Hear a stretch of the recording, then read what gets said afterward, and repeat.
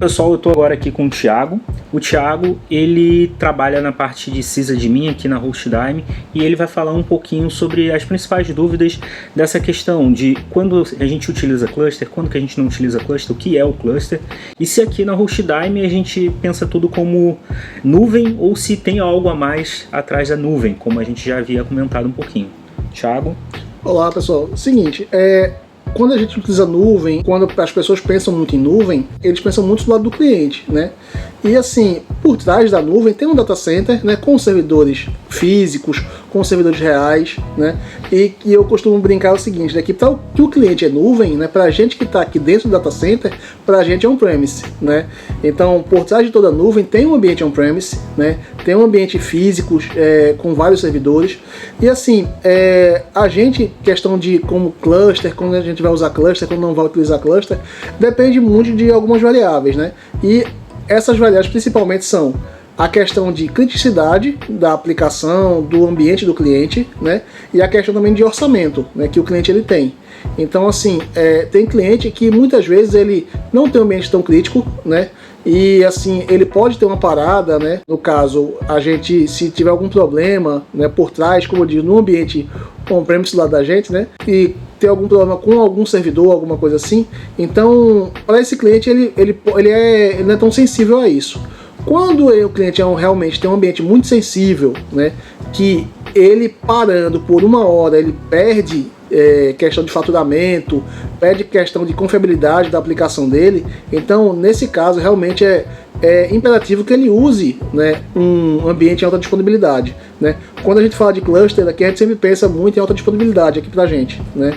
Então acontece que a gente trabalha com isso, né? E meu trabalho aqui como solução, né, é basicamente ver o que o cliente ele tem de necessidade, né, e alinhar com o que ele tem de orçamento, né, para poder a gente conseguir entregar isso da melhor maneira possível para o cliente. Então a gente trabalha bastante aqui em relação a isso. Os clusters eles funcionam basicamente, você tem que ter pelo menos 2 hosts dedicados para o cliente, né, e um armazenamento compartilhado. Isso pode ser um storage, né, ou pode ser também, né, uma coisa que eu tenho trabalhado bastante aqui, né, que são os arranjos, né, eles estarem espelhados em hiperconvergência. Isso a gente elimina, né, um ponto de falha, que no caso seria ou um dos hosts ou o storage, né? Então assim, muitas vezes a pessoa pensa em alta disponibilidade, pensa muito nos hosts, né, e esquece também do storage, né? Então a gente consegue entregar, né, tanto alta disponibilidade com storage ou sem storage, no caso de hiperconvergência. Uma dúvida em relação ao storage, qual tipo normalmente vocês utilizam? Storage físico, vocês preferem fazer um storage utilizando, por exemplo, o Ceph, que aí fica distribuído? Normalmente como é que é a estrutura de storage aqui na Hostdime? Não, aqui o storage que normalmente a gente usa, né, é um storage físico, né, é um appliance que faz esses arranjos, que realmente disponibiliza para o cliente, né. E assim, a gente não utiliza Ceph aqui não. A questão de hiperconvergência que eu tenho utilizado atualmente para os desenhos, né, é uma funcionalidade que ele tem no próprio Windows Server, que ele tem, que é o Storage Space Direct, né, ou S2D, né, que exatamente, ele distribui, né, muito parecido com o que o Ceph faz, porque ele grava num servidor e também grava no outro, né, e à medida que, se acaso, né, cair, né, o outro assume e está espelhado, ele vai ter essa disponibilidade.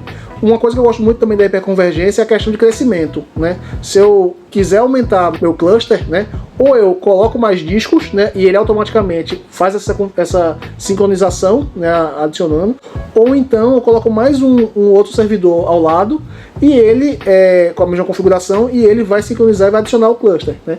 E aquilo vai ficar algo com mais confiabilidade, mais desempenho e também mais espaço. Bem legal, então, saber um pouco como é que funciona essa questão, né? De que às vezes a gente acha que tudo a gente vai utilizar cluster, mas não, tipo, exato, não exatamente, né? Em alguns pontos é interessante a gente utilizar o cluster, mas também depende do budget do cliente, qual é a necessidade do cliente também, né?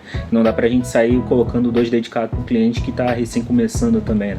Então a gente tem que pensar um pouquinho no modelo de negócio do cliente para poder definir. O meu trabalho aqui, né, é exatamente esse, né? Eu fico bem trabalhando junto tanto do comercial quanto da parte técnica, né? No comercial porque eu tenho que entender bem o que o cliente fala, né? Entender bem o que ele está realmente necessitando, e também com a parte técnica para, primeiramente, assim, eu não entendo todas as tecnologias, né, que a gente utiliza aqui, né? Eu trabalho muito mais com a parte de Microsoft, né, e VMware. E assim, eu tenho muitos profissionais que trabalham tanto com a parte de Linux, né, com a parte de redes, né? Então a gente tem que entender bem isso, e eu sempre converso com eles para a gente poder alinhar, né? Até porque na hora de entregar, né, e manter esse serviço, a gente está bem documentado, bem alinhado, né, para poder ter realmente o mínimo de impacto possível caso de algum problema para o cliente. E assim, a gente conseguir que o cliente ele tenha uma confiabilidade no próprio ambiente que ele tem com a gente aqui, né? E assim, tudo tem que ser o melhor desenhado possível, né?